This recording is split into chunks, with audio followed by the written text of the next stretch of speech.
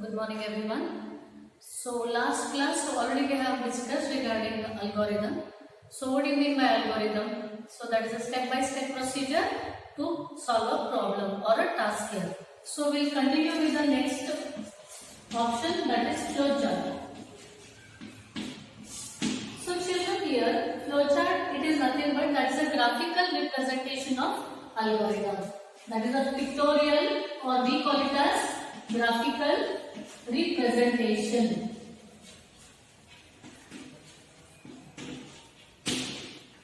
So here that is a pictorial or graphical representation of algorithm. So algorithm is nothing but that is a step-by-step procedure to solve a problem or a task here. So with the help of flowchart, easily you can make out what is the logic of that particular program and how the instructions are flowing from top to bottom. That is in the flowchart here. And in flowchart, we will be using some kind of rules here, that is set of rules for drawing flowcharts. And according to each instructions, each symbol is used in flowchart here. So with the help of algorithm, flowchart is being drawn, and with the help of flowchart, program is written. So all three are interlinked. These three are called as your tools here in the computer program. So it is very useful for writing a computer program with the help of that algorithm and also flowchart. We are using some geometrical shapes for drawing flowcharts here. So we will start with these geometrical shapes here. I am going to explain which all symbols we are using for flowcharts, of the symbol, function of the symbol. Okay children, the first one we start with the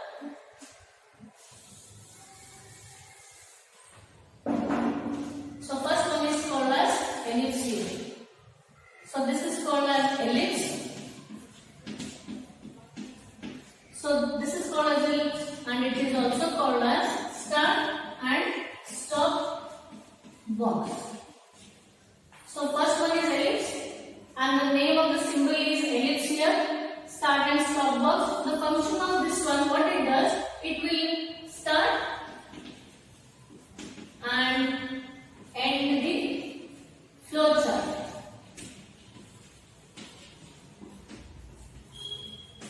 So the function of this particular symbol is that will start and end the flowchart. For writing the flowchart, we are making use of ellipse here. So next comes here parallelogram. So this is the geometrical shape, this is the symbol. Next one, that is the parallelogram. We are making use of this parallelogram for input and output data.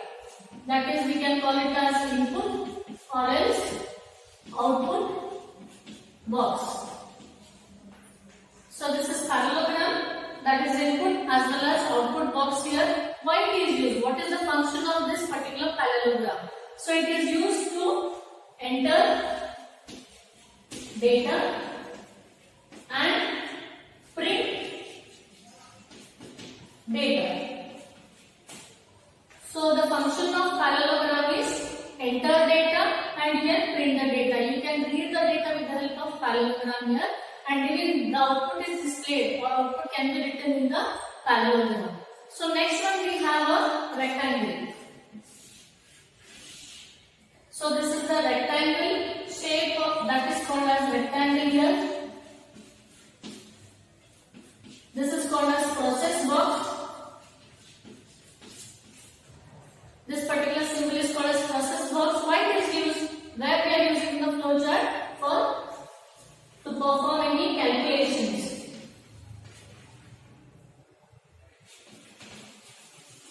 And for processing data. It is mainly used for calculations and processing data. We are making use of rectangle here. Clear children? So next one we have, that is diamond. This is called as diamond, and it is called as decision box. So this box is called as a decision box. Why it is used?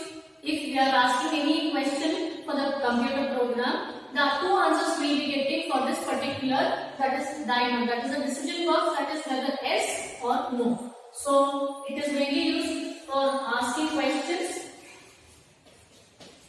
to get answer as yes or no.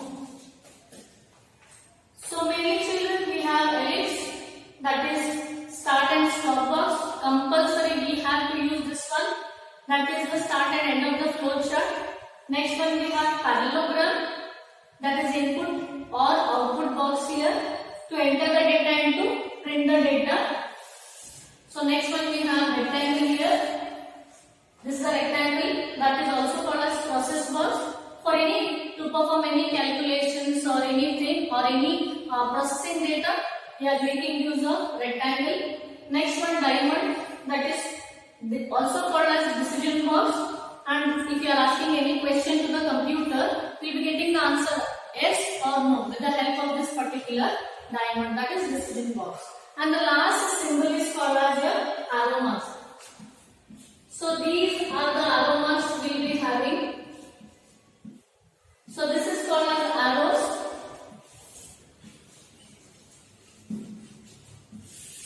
So these are called as the arrows here children, and it is mainly used for flow of this one, flow chart.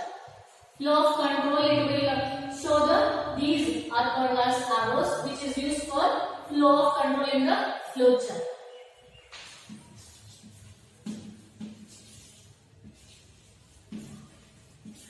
So through this arrow mark we can make out from which particular box where it is flowing, where the control is flowing here with the help of arrow marks.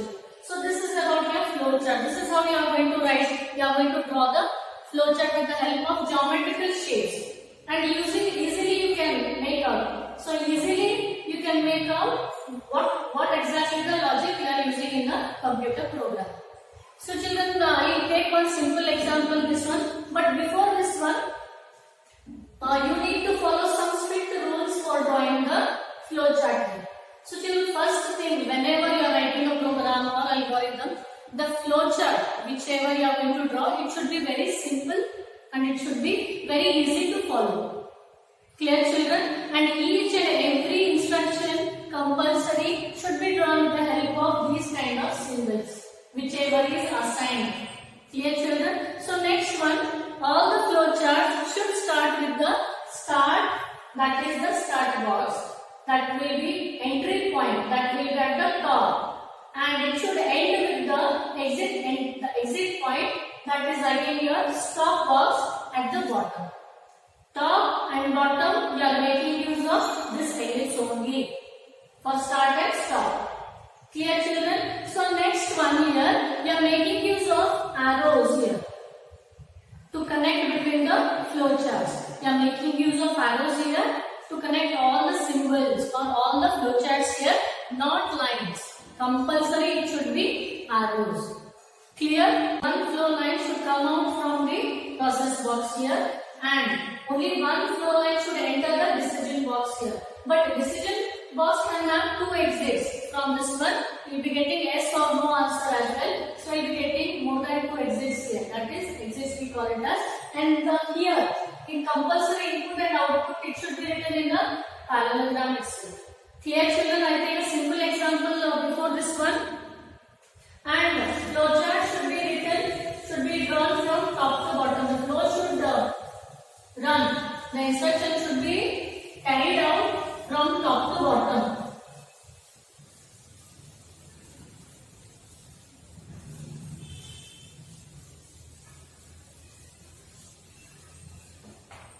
So children, here the process should go on from top to bottom itself, and for start and stop you will be getting only one flow line, and here everything should be drawn in a neat manner. So I take one simple example. So if you are going to school, so this is the program.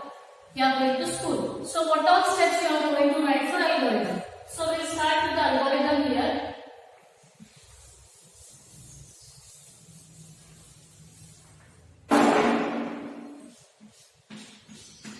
So I take one simple example, that is going to school, that is the program.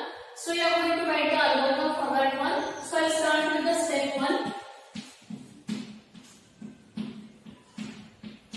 that is start. Step 2,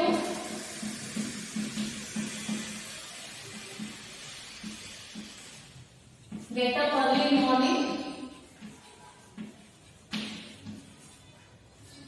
Step 3, have bath. Step 4, that is dress up. Step 5, have breakfast.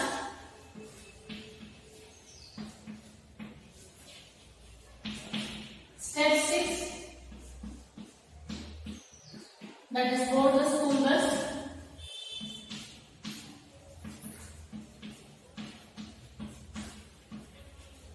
Step 7, that is stop. So children, this is the program that is going to school. That is the program here. So program is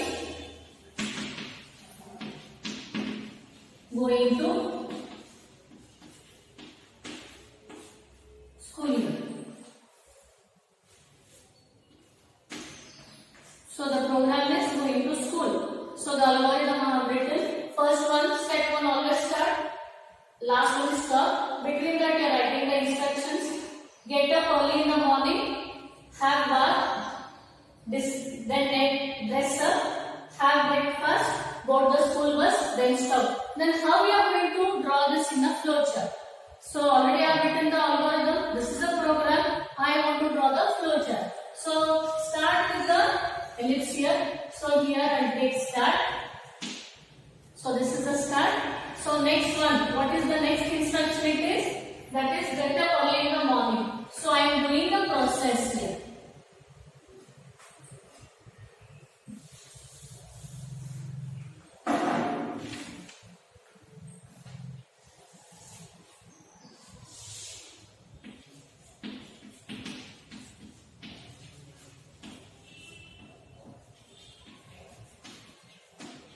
So this is my first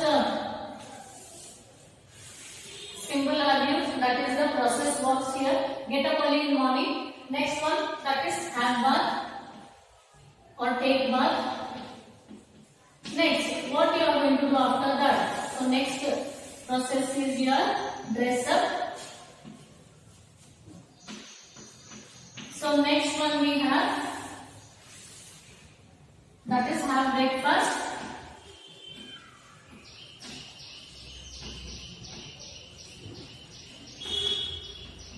So next one we have board school bus. So last one we have, that is stop. So children, easily you can make out here start and stop. Both I am using ellipse here. For processing I am making use of the rectangle, and all the flowcharts are connected with the help of arrows here. So this is a simple example for your going to school. That is the program you want to execute. Here while writing this, after writing this algorithm, I am making use of flowchart here. This is how for each and every program you have to check out what exactly the input is, what exactly you want the output, what are the instructions. So children, today we will stop here. So next session we will discuss regarding that is types of flowchart. Thank you.